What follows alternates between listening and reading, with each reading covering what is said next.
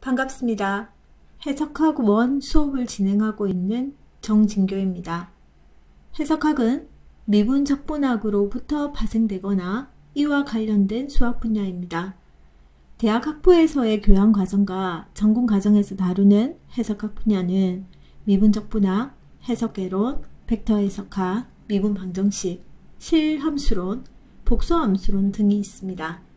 따라서 통상적으로 2학년 과정에서 해석학 또는 해석개론이라는 이름으로 개설되고 있는 과목입니다. 해석학 1의 수업 진행 과정을 살펴보도록 하겠습니다.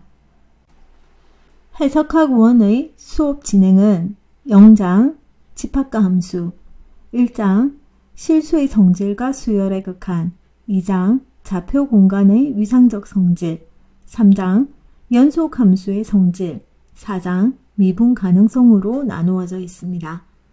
제로장의 집합과 함수라고 하는 것은 우리가 기본적으로 실해석학에서 필요한 정의와 성질들을 집합함수 연산으로 나누어서 알아보고 있습니다.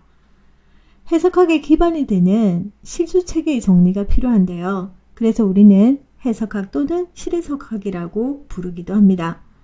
따라서 1장에서는 해석학의 기반이 되는 실수체계의 정리에 대해서 알아보기 위해서 체의 공리, 순서 공리, 완비성 공리 등을 이용해서 실수체계의 정리를 증명하고 있습니다. 그리고 수열의 극한이라고 하는 부분에서는 우리가 미분 적분학이 선수 과목인데요. 일반적인 수열의 극한이라고 하는 부분은 우리가 계산할 수 있습니다. 근데 여기에서는 상극한, 하극한이라고 하는 정의를 배우고요. 이 정의를 이용해서 수열의 극한이라고 하는 부분까지 우리가 생각하고 있습니다. 2장의 좌표 공간의 위상적 성질이라고 하는 부분에서는 우리가 중요한 정의 중에 하나인 코시 수열을 공부를 하거든요. 그래서 1장에서 배운 수열의 극한을 계산하는 방법에서 코시 수열을 이용해서 계산하는 방법에 대해서도 배우고 있습니다. 그리고 위상적 성질 중에 하나인 컴팩트 집합, 컴팩트 셋이라고 하는 것이 있는데요. 이 정의를 이용해서 우리가 다양한 형태의 정리들을 증명하는 과정에서 많이 이용하기도 합니다. 그리고 3장의 연속함수의 성질에서는 연속함수에서 가져올 수 있는 여러가지 정의와 정리들을 배우는데요. 특히 일반적인 연속을 전별연속이라고 하는 것처럼 우리가 평등 또는 고른연속이라고 하는 것을 정의하고요. 그 정의를 이용해서 계산하는 방법에 대해서 우리는 알아봅니다. 그리고 전별연속과 평등연속의 차이점을 정확하게 이해하도록 합니다. 4장은 미분 가능성에 대한 성질을 다루고 있는데요. 미분에 대한 정의를 우리가 제대로 이해하고요. 이 성질을 이용해서 미분에서 중요한 평균값 정리라는 것을 이용합니다. 평균값 정리를 우리가 활용해서 로피탈의 법칙이나 테일러 정리 등을 확인하는 과정입니다. 그래서 실해석학의 수업 진행은 극한, 연속, 미분 가능이라고 하는 성질로 나누어서 진행하고 있습니다. 따라서 우리는 해석학에 대한 문제나 정리들을 증명을 해야 되는데요. 해석학에서는 많은 정의와 정리들이 존재합니다. 그리고 우리가 미분 적분학에서 배우지 않은 새로운 개념들을 배우기 시작을 하는데요. 그 성질들을 이용해서 우리가 풀어주기 위해서는 첫 번째, 용어의 정의를 정확하게 이해해야 됩니다. 우리가 새롭게 나온 여러 가지들 중에서 코시 수열이라는 것도 있고요. 그리고 상극한, 하극한이라는 것들도 있다고요. 그러면 그 형태들의 정의를 우리가 제대로 이해를 해줘야 문제를 풀 수 있겠죠. 두 번째, 정리와 그 정명을 이해한다라고 합니다. 정리에 제시된 조건이 왜 필요한지를 생각을 한다라고 했거든요. 그러면 우리가 앞에서 배운 여러 가지 성질들 중에서 미분에 대한 평균값 정리가 있다라고 합시다. 그러면 우리가 이 미분의 평균값 정리에 제시되는 조건들이 있거든요. 그리고 그 조건을 이용해서 미분의 평균값 정리의 결과를 우리가 알아야 된다고요.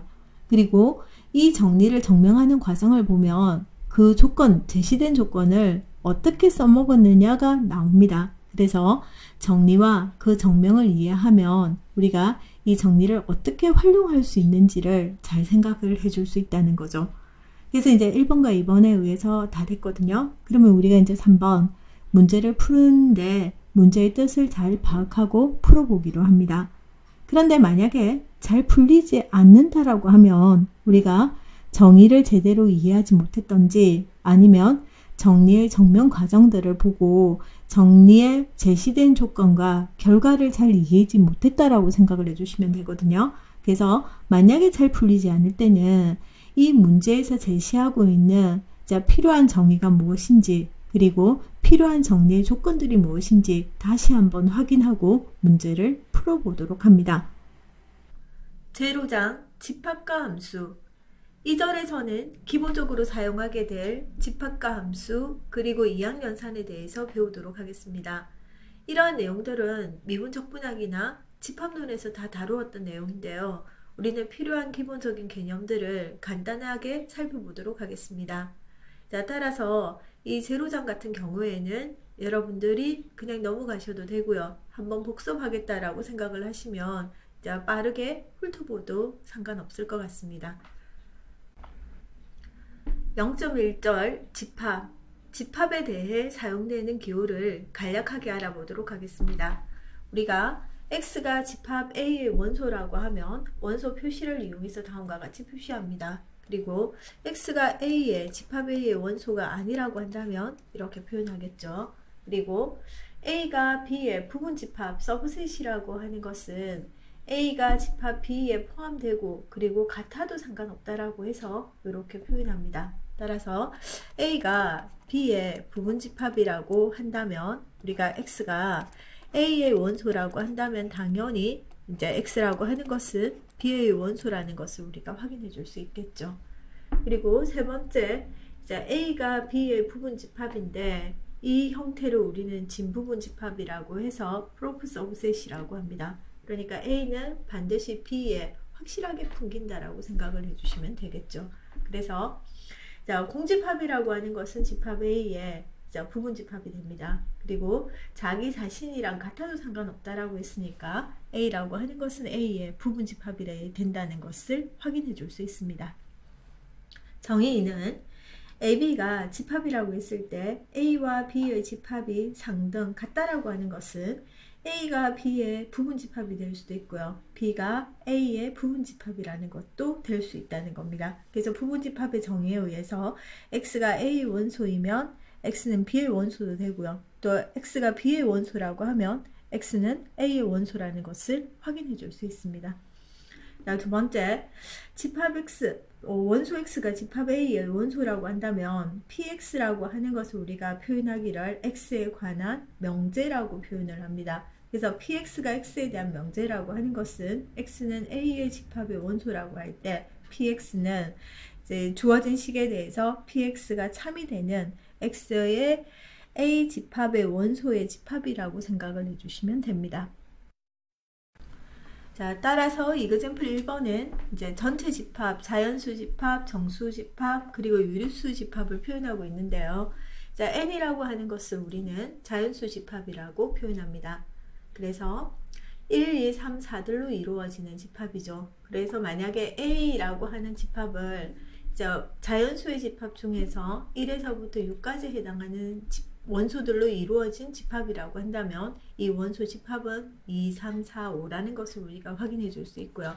자, 집합 A는 자연수 N 집합에 대한 진부분 집합이라는 것도 확인해 줄 수 있습니다. 우리가 N의 짝수 집합이라고 하는 것과 홀수 집합이라고 하는 것은 주어진 식에 의해서 2번 셋이라고 해서 여기 표시가 좀 이상한데 N의 2라고 표현합니다. 그러니까 자연수의 집합들 중에서 짝수가 되는 집합이라고 생각을 해주시면 되고요. 자, 오드 셋이라고 해서 NO라고 표현하고요. 홀수 집합들의 원소라고 생각을 해주시면 됩니다. 그래서 당연히 N2나 NO라고 하는 것은 자연수의 진부분 집합이 된다는 것을 알 수 있겠죠.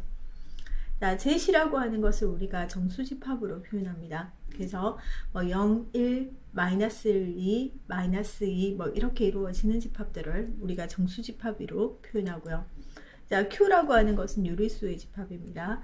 자, P분의 Q로 이루어지는데 Q는 주어진 식에 대해서 정수집합이고요.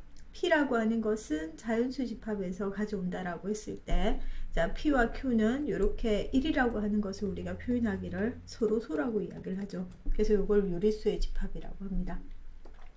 자, Q에 이제 C라고 표현하는 것을 우리는 이제 무리수의 집합이라고 합니다. 그래서 이제 집합의 형태를 표현하는 방법들이라고 생각을 해주시면 되고요. 그리고 이런 부분들은 우리가 집합론에서 다 다루었던 내용인데 그냥 한번 우리가 이제 실수계를 정의를 해줘야 되기 때문에, 그리고 실수의 여러 가지 연산들을 설명해 나가야 되기 때문에 기본적인 이 수체계들을 우리가 한번 확인해 보도록 합니다. 그래서 집합을 우리가 배웠으니까 집합에 대한 연산을 한번 확인해 보도록 하겠습니다. 자, X를 우리가 전체 집합이라고 하고 그냥 X라고 두도록 합시다. 자, A, B라고 하는 것은 전체 집합 X에 대한 부분 집합이라고 했을 때 A의 합집합의 B라고 하는 것을 우리가 뭐 유니온 셋이라고 해서 합집합이라고 하죠. 자, 합집합이라고 하는 것은 주어진 식에 의해서 어떤 형태냐면 집합, 전체 집합 X라고 하는 것이 주어져 있다라고 했을 때 A 집합과 B 집합이라고 했을 때 A, B의 합집합이라고 하는 것은, 자, 원소는 X가 A 집합이 되든지 또는 집합 B의 원소가 되든지, 그래서 X는 A 원소이거나 또는 X는 B의 원소라고 생각을 해주시면 됩니다. 자, A의 인터섹션 B라고 하는 것을 우리가 교집합이라고 하죠. 그러니까 교집합은 여기 있어야 됩니다. 그러니까 반드시 X의 원소이고 B의 원소여야 되죠. 그래서 X의 원소는 A의 원소이고 그리고 B의 원소라는 것을 우리가 확인해 줄 수 있습니다. 자, A 빼기 B라고 하는 것을 우리가 차집합이라고 정의를 하고요. 차집합이라고 하는 것은 주어진 식에 의해서 A의 원소에서 빼기 B니까 B의 원소를 빼야 되죠. 그러니까 어디가 되느냐면 요 집합을 의미한다라고 생각을 해주시면 됩니다. 그래서 자, X의 원소는 요 노란 B급친 부분에 들어가야 되기 때문에 X의 원소는 반드시 돼야 되죠. 그런데 반드시 B의 원소는 아니어야 한다는 겁니다. 그래서 이걸 우리가 차집합으로 정의합니다. 다음 A의 컴플리먼트라고 해서 A의 여집합으로 표현하는데, A의 여집합이라고 하는 것은 자, 전체 집합 X에 대해서 자, 주어진 원소가 A라고 하면 A의 원소가 아니라는 거죠. 그러니까 여기를 뺀 나머지 영역의 원소라고 생각을 해주시면 됩니다. 그래서 여기 있어야 되니까 자, X의 원소인데 X는 어디는 되면 안 되느냐면 A 원소는 아니어야 한다는 것을 우리가 여집합으로 표현합니다. 자, A의 주어진 식에 의해서 교집합의 B가 공집합이라고 나와 있죠. 그러니까 두 개의 우리가 두 번째 식에서 자, 교집합에 해당하는 원소는 여기가 돼야 되는데 여기에 원소가 없다는 겁니다. 그러면 요 주어진 식은 A와 B가 서로 어떻게 인터섹션 되는 부분이 존재하지 않는다는 말이니까 A, B라고 하는 것은 서로 소의 관계에 들어간다는 것을 확인해 줄 수 있습니다. 그리고 우리가 이제 차집합을 우리가 노란 요 색칠한 부분이 차집합이었는데요. A 빼기 B라고 하는 것은 원소의 표시가 반드시 여기에만 있어야 되죠. 그러니까 A의 원소는 되는데 교집합이 되면서 B의 여집합이 아닌 원소들로 이루어지는 경우라고 표현을 합니다. 정리 1. A, B, C가 전체 집합 X의 부분 집합이라고 했을 때 교환법칙, 결합법칙, 분배법칙, 드 모르간의 법칙이 성립한다는 것을 보여보는 문제입니다. 자, 여기서 교환법칙, 합집합과 교집합에 대한 교환법칙과 결합법칙이 성립한다는 것을 우리가 알 수 있고요. 그리고 자, 분배법칙, 합집합과 교집합이 섞여 있는 분배법칙과 자, 컴플리먼트 여집합에 대해서 드 모르간의 법칙이 성립한다는 게 이제 이 정리에서 말하고 싶은 내용인데 1번과 2번의 정명은 생략하고요. 3번과 4번에서 하나씩만 우리가 보여보도록 하겠습니다. 그래서 먼저 이제 여기를 먼저 보여보도록 하겠습니다. 3번에서 A의 교집합에 B의 합집합의 C라고 하는 것이 A의 교집합의 B, 그리고 합집합의 A의 교집합의 C가 된다는 것을 보여보도록 하겠습니다. 자, 보여주기 위해서는 우리가 바로 앞에서 보였던 기본적인 정의를 이용해서 보여주면 되거든요. X를 A의 교집합에 B의 합집합에 C의 원소라고 한다면 우리가 바로 앞에서 보였던 정의에 의해서 X는 A의 원소 교집합이니까 이고 X는 B의 합집합의 C의 원소라는 것을 우리가 확인해 줄 수 있습니다. 다시 X는 A의 원소이고 그리고 X는 B와 C의 합집합이라고 했으니까 X는 B의 원소 또는 X는 C의 원소이면 됩니다. 다시 요식은 X는 A 집합이고 그쵸? 그리고 X는 B의 원소가 돼야 되죠. 그리고 또는 X는 A의 원소이고 그리고 X는 C의 원소라는 것을 우리가 확인해 줄 수 있습니다. 그리고 X는 집합 A의 원소이고 B의 집합이라고 했으니까 우리는 A의 교집합의 B가 됩니다. 또는 X는 A의 원소이고 C의 원소라고 했으니까 A의 교집합의 C가 되죠. 다시 X라고 하는 원소는 요집합 또는 이집합이라고 했으니까 A의 교집합의 B에 또는 합집합의 A의 교집합의 C라고 하는 결론을 얻어낼 수 있습니다.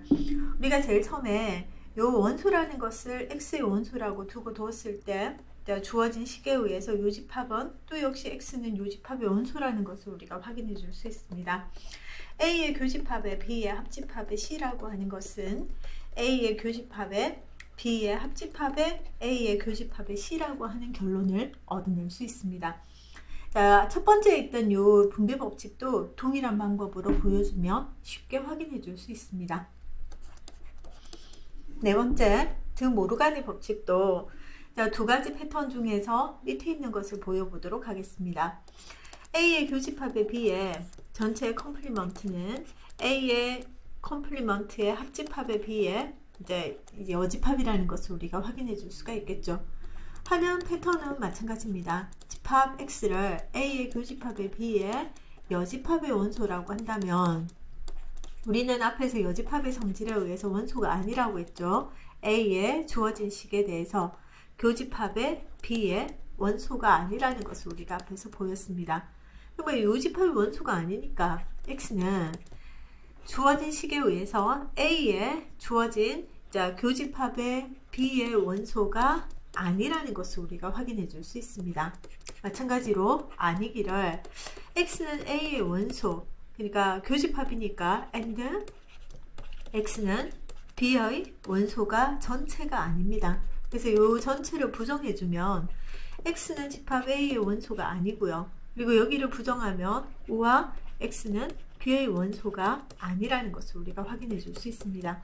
그러면 이 말은 주어진 식에 의해서 X는 여집합의 성질에 의해서 A의 여집합이 되죠. 또는 X는 B의 여집합이라는 결론을 얻어낼 수 있습니다. 따라서 X는 A의 여집합, O하니까 합집합의 B의 여집합의 원소라고 하는 결론을 얻어낼 수 있겠죠. 그래서 따라서 시작은 여기서부터 했거든요. A의 교집합의 B의 전체의 여집합이라고 하는 것은 A의 여집합의 합집합의 B의 여집합이라고 하는 결론을 얻어낼 수 있습니다. 나머지 드 모르가니 법칙도 똑같겠죠. 그죠? 그래서 정명은 이렇게 앞에서 우리가 정의했던 합집합, 교집합, 그리고 여집합, 차집합들의 성질에 의해서 다음과 같이 정명을 해줄 수 있습니다. 자, 다음은 집합족에 대한 설명인데요. 집합족은 다른 게 아니라 우리가 이제 전체 집합 X라고 하는 의미의 전체 집합이 주어졌다라고 했을 때 이제 이 전체 집합의 이제 집합입니다. 집합.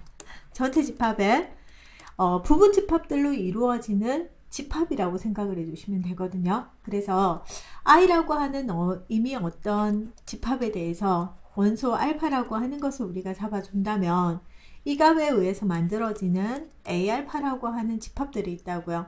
그리고 이 A알파라고 하는 것은 X에 대응되되 자, 주어진 식의 부분 집합으로 대응되는 집합들로 이루어지는 요 값들을 우리는 X의 부분 집합쪽이라고 합니다. 그리고 표현하기를 A알파들로 이루어지는데 알파는 임의의 I라고 하는 집합의 원소라고 해서 이렇게 표현하기도 하고요. A알파의 알파의 I라고 하는 형태로 이렇게 표현하기도 합니다. 자, 정의사에서는 A알파의 이제 X의 부분 집합쪽이라는 것을 우리가 이제 디파인을 했거든요.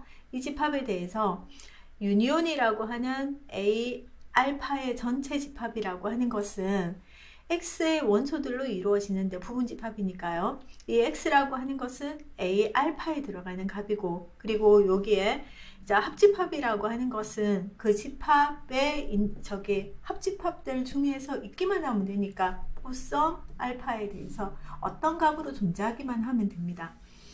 자, 여기에 교집합이라고 하는 거는 마찬가지죠. X의 원소들인데 이 X는 A알파의 원소이면서 그리고 모든 값의 알파에 대해서 대응되는 값이라고 생각을 해주시면 됩니다.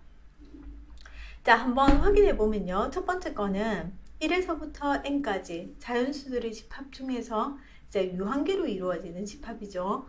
그래서 유니온의 알파를 i라고 할 때 A알파 부분 집합쪽들의 전체 합집합이라고 하는 것은 n 이꼴 i 이꼴 1에서부터 n까지, 그러니까 쉽게 말해서 요거의 집합쪽들은 A1, A2 쭉 가서 AN으로 이루어진다고요.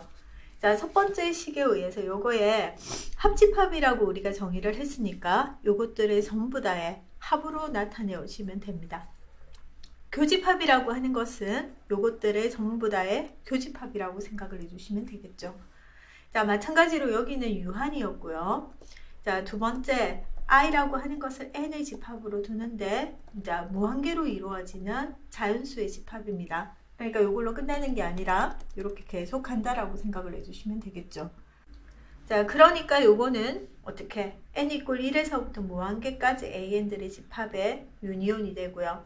요 주어진 식에 대해서는 n 이꼴 1에서부터 무한대까지 주어진 식의 인터섹션들의 합이라고 생각을 해주시면 됩니다. 자, 예제 2번에서는 자, R이라고 하는 것을 우리가 실수 전체 집합이라고 하는데 이 실수 전체 집합에 대해서는 1장에서부터 다루어 나가도록 하겠습니다. 자, I라고 하는 임의 집합을 어떻게 뒀느냐면 실수상에 존재하는 값 중에서 0에서부터 1 사이에 있는 이 인터벌에서 잡아보도록 합니다. 자, 그렇다라고 하면 우리가 A알파라고 하는 것을 어떻게 정의하고 있느냐면 X가 실수 집합인데 X는 어디에 있는 값이냐면 2분의 알파에서 알파 사이에 들어가는 값이라고 생각을 해주시면 됩니다.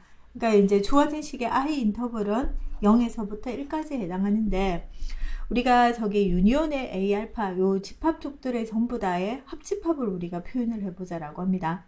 자, 그렇다라고 이야기를 한다면 만약에 알파가 1이 되는 경우는 아니지만 1에 가까이 간다라고 하면 2분의 1에서부터 1까지가 되죠. A에 1에 대응을 해주면 그러면 끝점은 지금 포함되고 있지 않으니까 2분의 1에서 1 사이가 될 겁니다. 다음, 자, 실수상에 존재하는 어떤 값을 잡아도 상관없다라고 했거든요. 그러면 알파를 만약에 내가 2분의 1이라고 둡니다. 4분의 1에서 2분의 1 사이죠. 그러면 4분의 1에서 끝점은 지금 다 포함되고 있지 않으니까 이렇게 생각을 해주면 됩니다. 됐죠? 다음, 만약에 알파를 3분의 1이라고 생각을 해주신다면요. 6분의 1에서 3분의 1이니까 이렇게 됩니다. 그러니까 여기를 A의 1이 될 거고 여기가 A의 2분의 1이 될 거고요. 여기서 여기까지 해당하는 값이 A의 3분의 1 뭐 이런 식으로 쭉 나열을 해 나갈 수 있습니다. 그래서 0에서 1 사이에 들어가는 어떤 실수에 대해서도 우리가 다 대응을 시켜가지고 요거의 전체 합집합이라고 한다면 뭐 이런 식으로 계속 나가겠죠. 그래서 전체 주어진 식에 의해서 X가 자, R의 원소인데 이 X는 0에서 1 사이에 해당하는 모든 값에 해당한다는 것을 우리가 확인해 줄 수 있습니다. 근데 이제 여기 인터섹션에 대해서는 우리가 뭐라고 했느냐면 이제 유니온에 대해서는 어떤 값이 있기만 하면 되는 거였고요. 요거에 대해서는 그 인터벌 상에 존재하는 모든 값에 대해서 다 대응이 돼야 되죠. 그러니까 만약에 A의 1이 되는 지점과 A의 2분의 1이 되는 형태를 보면 요 주어진 식의 교집합은 존재하지 않습니다. 그죠? 그러니까 요거는 공집합이 된다는 것을 확인해 줄 수 있습니다. 자, 정리 3에서는 앞에서 우리가 드 모르간의 법칙을 설명을 했거든요. 그래서 요 형태도 이제 무한집합에 대해서도 우리가 유한에서 정의되었던 드 모르간의 법칙을 임의의 집합 쪽에 대해서도 성립한다는 것을 보여보는 문제입니다. 그래서 전체의 합집합의 전체의 컴플리먼트라고 하는 것은 A의 알파의 컴플리먼트의 인터섹션으로 이루어진다고요. 자, 여기에 인터섹션의 전체의 컴플리먼트는 각각에 대한 컴플리먼트의 합집합으로 나타내어진다는 것을 우리가 확인해 볼 수 있습니다. 정명하는 과정은 두 가지 중에서 아무거나 해도 되니까 우리는 뒤에 걸 가지고 한번 정명해 보도록 하겠습니다. 보여보고 싶은 거는 알파를 I 원소라고 했을 때 I 알파의 전체 컴플리먼트가 유니온의 알파를 I라고 했을 때 I 알파의 컴플리먼트라는 것을 보여보도록 하겠습니다. 정명하는 방법은 앞에 거랑 유사하겠죠. X라고 하는 것을 알파 I에 대해서 A 알파의 전체의 C의 원소라고 합시다. 자, 집합에 대한 정의에 의해서 여기에 있는 여집합이라고 하는 것은 X는 원소가 아니라고 했죠. 알파를 I라고 했을 때 I 알파의 원소의 인터섹션들의 원소는 아니라고 합니다. 자, 그렇다라고 하면 이 집합은 원소가 아니죠. 그리고 집합 쪽에 대한 정의에 의해서 뭐라고 했느냐면 A 알파인데, 자, 여기에는 인터섹션이라고 하는 것은 교집합에 모두 해당이 돼야 되죠. 그래서 뭐라고 했느냐면 for all 알파를 I에서 잡는다라고 했습니다. 근데 이 집합의 전체의 원소가 아니라고 했으니까 X는 원소인데 이 값을 어떻게 부정해야 되죠? 그러니까 A 알파의 컴플리먼트인데 for에 대한 부정은 for sum이라고 우리가 이야기를 했습니다. 그래서 알파의 원소가 된다고요. 그렇다라고 하면 이 값은 X는 원소인데 뭡니까? for sum에 대해서는 우리가 유니온이라고 했죠. 이 미의 알파에 대해서 A 알파의 컴플리먼트 원소라는 결론을 얻어낼 수 있습니다.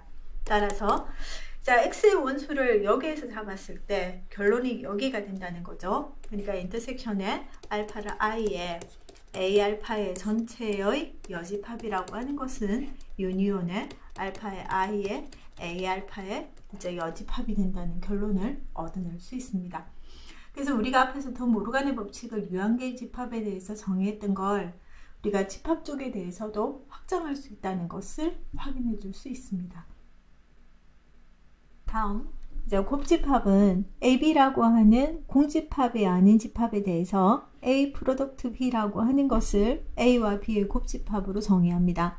그리고 A 프로덕트 B라고 하는 것은 집합 A가 있고 집합 B라고 하는 값이 있을 때 A, B라고 하는 요 순서상으로 우리가 표현을 하는데 요걸 우리가 A와 B의 순서상이라고 합니다. 이 순서상이라고 하는 것은 집합 A의 원소 A를 잡고요. 집합 B의 원소 B라고 하는 것을 우리가 공통적으로 A, B라고 순서상으로 표현하고 이것들로 이루어지는 전체 집합을 우리가 A 프로덕트 B로 표현합니다. 자, A1, B1이 있고 A2, B2라고 할 때 이 순서상의 상등이라고 하는 것은 집합 A의 원소가 같아야 되고 집합 B의 원소가 같아야 되죠. 그래서 A1, A2, B1, B2가 같을 때라고 생각을 해주시면 됩니다. 이그젬플로 우리가 쉽게 확인을 해주면요. 집합 A와 집합 B라고 하는 것이 있을 때 A 프로덕트 B라고 하는 것은 우리가 순서상으로 표현하는 집합이라고 했으니까 1,4, 1,5, 그쵸? 2,4, 그리고 2,5, 3,4, 그리고 3,5라고 하는 게 이 A 프로덕트 B의 곱집합의 형태가 됩니다. 자, B 프로덕트 A라고 하면 이제 4,1, 4,2, 4,3이죠. 그리고 5,1, 5,2, 5,3으로 이루어집니다. 따라서 A 프로덕트 B라고 하는 곱집합과 B 프로덕트 A라고 하는 요 곱집합은 같지 않다는 것을 우리가 확인해 줄 수 있죠. 그래서 일반적으로 곱집합에 대해서는 교환법칙이 성립하지 않습니다. 자, 두 명제 PQ에 대해서, 명제에 대해서는 우리가 명제 집합을 앞에서 이야기를 했었거든요. 그러면 P의 명제와 Q의 명제에서 P이면 Q이다. 요 말이 의미하는 바는 우리가 어떻게 정의했느냐면 P가 참이면 Q도 참이라고 하는 명제라고 생각을 해주면 됩니다. 따라서 P는 Q에 어떻게 되느냐면 포함된다는 것을 우리가 알 수 있습니다. 자, P와 Q의 필요 충분 조건이죠. 그러면 이 말은 바로 앞에 1번의 성질에 의해서 P면 Q이고, 그죠? 또 주어진 식에 대해서 P가 Q가 이렇게 표현이 돼야 되겠죠. 자, 주어진 식에 의해서 P면 Q이라는 말은 P가 참이면 Q도 참이라는 말을 의미하고 있습니다. 그리고 이거, 자, 이 말이 의미하는 바는 Q이면 P죠. 그러니까 Q가 참이면 P도 참이라는 말을 의미하고 있습니다. 그리고 우리가 포함관계에 의해서 P가 Q가 된다라고 했고요. Q가 P가 된다라고 했습니다. 따라서 P하고 Q는 서로 동치관계에 들어간다는 것을 확인해 줄 수 있습니다. 자, 이그제플 4번은 우리가 앞에서 차집합에 대한 설명을 하지 못했거든요. 그래서 그 형태를 우리가 한번 확인해 보는 문제라고 생각을 해주면 됩니다. 임의의 전체 집합 X에 대해서 ABC가 X의 부분 집합이라고 한다면 1번과 2번이 성립한다는 것을 보여보는 문제입니다. 자, 1번과 2번의 형태는 똑같으니까 1번만 가지고 우리가 확인해 보도록 하겠습니다. 문명이 앞에서 증명하는 방법에서 이제 요 주어진 식의 원소를 X라고 둡시다. 그래서 A 빼기 B의 합집합의 C가 되고요. 우리가 바로 앞에서 요 주어진 차집합에 대한 정의를 계산을 했었거든요. 요 말은 A의 교집합에 B의 합집합의 C의 전체의 여집합이 된다라고 이야기를 했습니다. 따라서 요 식은 X는 집합 A의 원소, 이제 교집합이니까 and 됐죠? X는 B의 합집합의 C의 전체의 여집합이라고 하는 결론을 얻어낼 수 있습니다. 자, 다시 X는 집합 A의 원소입니다. 그리고 자, 주어진 식에 의해서 요 값은 우리가 앞에서 정의하기를 어떻게 쓰느냐면 X는 B의 합집합의 C의 원소가 아니라는 것을 우리가 확인해 줄 수가 있겠죠. 그리고 요거는 또 뭐라고 했느냐면 전체 부정이 되기를 B의 합집합의 C의 전체 부정이 됩니다. 그러니까 요걸 다시 써주면 X는 집합 B의 원소가 아니죠. 그리고 요 식은 우리가 우한데 여기 전체의 부정을 취한다라고 이야기를 했으니까 또 and X는 C의 원소가 아니라고 하는 결론을 얻어낼 수 있습니다. 네, 이 식에 우리가 정리해주면 X는 집합 A의 원소이고, 그쵸? 집합 X는 B의 원소가 아닙니다. 그리고 또 어떤 식을 만족해야 되느냐면 X는 집합 A의 원소이고요. 그리고 X는 C의 원소가 아니라고 하는 결론을 얻어낼 수 있습니다. 자, 이 말은 첫 번째 요식은 X는 A의 원소이고 B의 원소가 아니어야 되니까 이렇게 쓰죠. 그리고 X는 A의 원소이고 C의 원소가 아니라고 합니다. 그리고 차집합의 성질에 의해서 X는 A 빼기 B가 되죠. and X는 A 빼기 C라는 것을 우리가 얻어낼 수 있습니다. 따라서 X는 A의 빼기 B이고, 그죠? 그리고 A 빼기 C라고 하는 결론을 얻어낼 수가 있겠죠. 시작은 우리가 요 원소에서 X라고 잡았으니까 결론은 A 빼기 B의 합집합의 C라고 하는 것은 A 빼기 B의 교집합의 A-C의 형태가 성립한다는 것을 알 수 있습니다. 그래서 예제 4번 같은 경우에는 요 주어진 식에 의해서 쉽게 말해서 주어진 차로 이루어지는 경우에 분배를 쓰면서 여기에 뭡니까? 아니라고 하니까 이게 거꾸로 바뀐다라고 생각을 해주시면 됩니다. 또는 어떻게 써도 되느냐면 A 빼기 B의 합집합의 C니까 우리가 이제 일반적인 집합에 대한 성질을 다 배웠거든요. 교집합의 B의 합집합의 C의 여집합입니다. 그리고 드 모르간의 법칙에 의해서 B의 이제 여기 여집합에, 교집합에 C의 여집합이 되죠. 그리고 우리가 앞에서 분배법칙 성립한다라고 했거든요. 그래서 A, B의 여집합에, 교집합에 A의 교집합에 C의 여집합. 따라서 A 빼기 B의 주어진 식 교집합에 A 빼기 C라고 하는 결론을 얻어낼 수 있습니다. 그래서 앞에서 써먹었던 여러가지 성질들을 이용해서 그대로 가져와도 되고요. 이건 정의대로 입각해서 문제를 풀어주면 이런 형태로 나타내어질 수 있습니다. 그래서 0.1절은 우리가 집합론에서 여러가지 집합에 대한 성질을 다 배웠었는데 우리가 한번 확인해주는 과정이라고 생각을 하시면 됩니다.